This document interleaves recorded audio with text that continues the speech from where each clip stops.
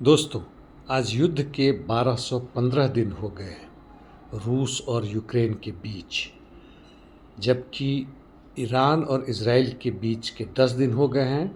और आज सुबह सुबह ईरान के समय के हिसाब से 2:30 बजे अमेरिका ने ईरान के न्यूक्लियर फैसिलिटीज़ पर आक्रमण किया। अति संक्षिप्त में रूस यूक्रेन के बीच में क्या हो रहा है मैं आपको बता दूं, फिर ईरान के ऊपर बात करते हैं। रूसी सैनिकों का बढ़त अपनी ही गति में बरकरार है, पूरे के पूरे पोक्रोवस्क दिशा से होते हुए कॉन्स्टांटिनिवका की तरफ, टोरेस्क और चासिव यार से भी उत्तर पूर्व दिशा में यानी खारकोस के क्षेत्र में लिबान से कुपियांस तक और सूमी में भी उनका बढ़त जारी है। और रूस के तरफ से बहुत ज़बरदस्त भारी बॉम्बिंग की गई है यूक्रेन के क्षेत्रों में। यूक्रेन से भी उनका ड्रोन्स रूस के क्षेत्रों में अपना बॉम्बिंग जारी रखे हुए। कजाक से भी उनका ड्रोन आया है और इस पर रूस ने चिंता व्यक्त की है।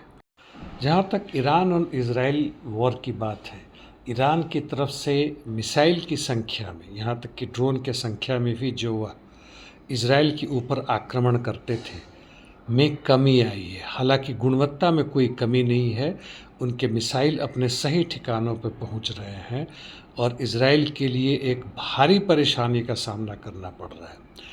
और अब आते हैं अमेरिका के राष्ट्रपति ट्रंप की, जो उन्होंने अपने समय के हिसाब से कल ही 21 जून को रात में शाम में कहें 7 बजे ईरान के न्यूक्लियर फैसिलिटीज़ पर आक्रमण किया। और ट्रंप ने बड़े गर्व से 10 बजे घोषणा की कि हमने ईरान के 3 न्यूक्लियर फैसिलिटीज़ को बर्बाद कर दिया गया है। ट्रंप ने कहा कि ईरान के न्यूक्लियर फैसिलिटीज़ 3 जगहों में, फर्दो, नातांज और एस्फहान में अमेरिकी B-2 स्टेल्थ बॉम्बर ने बंकर बस्टर बॉम्ब, यानी जो ज़मीन के गहरे अंदर तक जाके तोड़ फोड़ बर्बादी कर सकते हैं, का इस्तेमाल किया। वह कहते हैं कि दुनिया में और कोई भी ऐसा आर्म्ड फोर्स नहीं, एयर फोर्स नहीं जो एक काम कर सकता है। और इसलिए वह बधाई देते हैं अपने एयरफोर्स को और कहते हैं कि अब शांति का समय है। हालांकि ईरान ने कहा है कोई खास बर्बादी नहीं हुई है न्यूक्लियर साइट्स की, जबकि नेतन्याहू ने US प्रेसिडेंट ट्रंप को बधाई दी है। और बेगाने के शादी में अब्दुल्ला दीवाना। हावियर मिलेई अर्जेंटीना के राष्ट्रपति कहते हैं कि ईरान अर्जेंटीना का दुश्मन है और इसलिए वह नेतन्याहू को बधाई देते हैं। आज दुनिया के अधिकांश नेता धूर्तता और मक्कारी में नंबर 1 है, चाहे वह अमेरिकी राष्ट्रपति ट्रंप, पहले वाले भी बाइडेन रहे हों। अर्जेंटीना की तो बात ही ना करें हम लोग। नेतन्याहू समझ में आता है और किस धूर्तता से, किस चालाकी से 2 हफ्ते का समय देकर कि मैं देता हूँ, अभी तक निश्चय नहीं किया है। और उस समय अंदाज़ा हो जाना चाहिए था ईरान के नेताओं को, खासकर मिलिट्री और पॉलिटिकल नेताओं को, कि अब उनके ऊपर आक्रमण होने वाला है। यह भी बता दूं कि बिल क्लिंटन ने कहा है कि बीबी यानी नेतन्याहू ने यह बॉम्बिंग इसलिए शुरू की है ईरान में ताकि वह हमेशा के लिए ऑफिस में बना रहे। खुद उसने अपने समय में कितने वॉर क्राइम किए हैं इसका अंदाज़ा आपको होगा। खैर दोस्तों, अभी तक आपने नहीं सोचा है तो अब सोचने को मजबूर हुई है कि आपकी, हमारी, हम सब की, मजदूर वर्ग की, चाहे भारत के हों, इज़राइल के हों, अमेरिका के हों, पूरे दुनिया भर के हों, किसानों की, छात्रों, बेरोज़गारों की स्थिति क्या है।